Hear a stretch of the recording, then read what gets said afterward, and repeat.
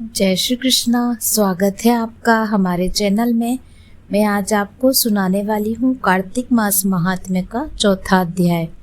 कार्तिक मास भगवान विष्णु और विष्णु तीर्थ के समान ही श्रेष्ठ और दुर्लभ है।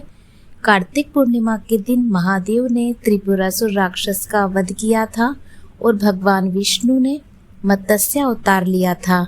कार्तिक महीने में भगवान विष्णु मत्स्य अवतार लेकर जल में रहते हैं। ऐसे में कार्तिक के पूरे महीने सूर्योदय से पूर्व नदी या तालाब में स्नान करने और दान करने से वैकुंठ लोक की प्राप्ति होती है, वह पाप मुक्त होते हैं। कहते हैं स्वयं देवतागण भी कार्तिक माह में गंगा स्नान करने धरती पर आते हैं। कार्तिक मास का चौथा अध्याय। नारद जी बोले, ऐसा कहकर विष्णु भगवान मछली का रूप धारण कर विंध्याचल वासी कश्यप की अंजलि में प्रकट हुए। उस पर दया करके मुनि ने उसे कमंडल में डाल लिया। जब वह उसमें न समाई तब कुएं में डाल दिया। कुओं में से भी निकालकर फिर तालाब में, उसके बाद समुद्र में डाल दिया गया और वह वहां भी बढ़ने लगी। तब मछली रूपी भगवान ने शंखासुर को मारते हुए हाथों में दबाकर बद्रीवन को चले गए। बद्रीवन में वहां सब ऋषियों को बुलाकर भगवान ने आज्ञा दी कि जल निमग्न वेदों को ढूंढो और शीघ्र ही उन्हें रहस्य सहित निकाल कर लेकर आओ। तब तक मैं देवताओं सहित प्रयाग में निवास करूंगा। नारद जी बोले, तब तपोबली उन मुनियों ने मिलकर बीज और यज्ञ मंत्रों सहित वेदों का उद्धार किया।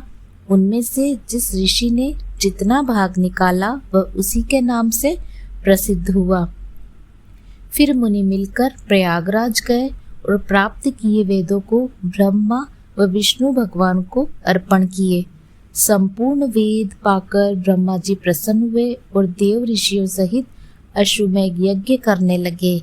यज्ञ के अंत में देवता, गंधर्व, किन्नर, सर्प आदि भूमि पर दंडवत प्रार्थना करने लगे। हे देवादिदेव, हमारी प्रार्थना सुनो।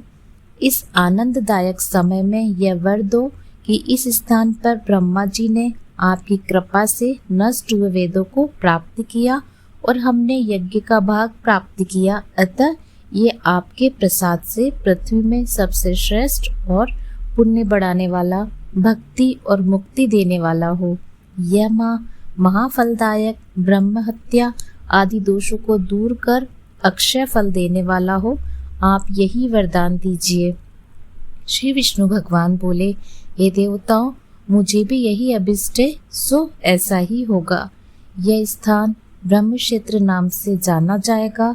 सूर्यवंशी राजा भगीरथ यहाँ गंगा जी लाएंगे और इसी स्थान पर सूर्य की पुत्री यमुना जी का गंगा जी से संगम होगा। ब्रह्मा आदि सभी देवता मेरे साथ यहाँ निवास करेंगे। यह तीर्थ तीर्थराज के नाम से प्रसिद्ध होगा।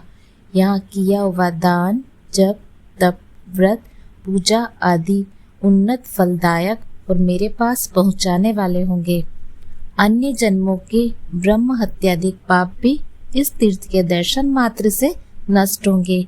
जो मनुष्य मेरे समीप शरीर त्याग करेंगे वह मेरे में प्रवेश कर पुनः जन्म धारण नहीं करेंगे। जो अपने पितृश्वरों के निमित्त यहाँ श्राद्ध करेंगे उनके पितृगण मेरे स्वरूप को धारण करें। हे मुनिवरों, मैं सर्वज्ञ रूप से बद्रीवन में हमेशा निवास करता हूँ। जो फल अन्य स्थान पर 100 वर्ष में प्राप्त होता है, वहाँ एक दिन से ही मनुष्य जीवन मुक्त हो जाते हैं और उन्हें कभी पाप नहीं लगता। सूत जी बोले, ऐसा कहकर विष्णु भगवान ब्रह्मा जी सहित अंतर ध्यान हो गए और देवता भी अंश रूप में रहकर अंतर ध्यान हो गए। जो प्राणी शुद्ध चित्त से इस कथा को सुनते हैं वह प्रयागराज व बद्रीवन में जाने के फल को प्राप्त करते हैं। चौथा अध्याय समाप्त। आपने अंत तक यह अध्याय सुना, इसके लिए हम आपका धन्यवाद करते हैं। इसी तरह के आगे के अध्याय सुनने के लिए आप हमारे चैनल को सब्सक्राइब अवश्य कीजिए। जय हरि श्री विष्णु। धन्यवाद।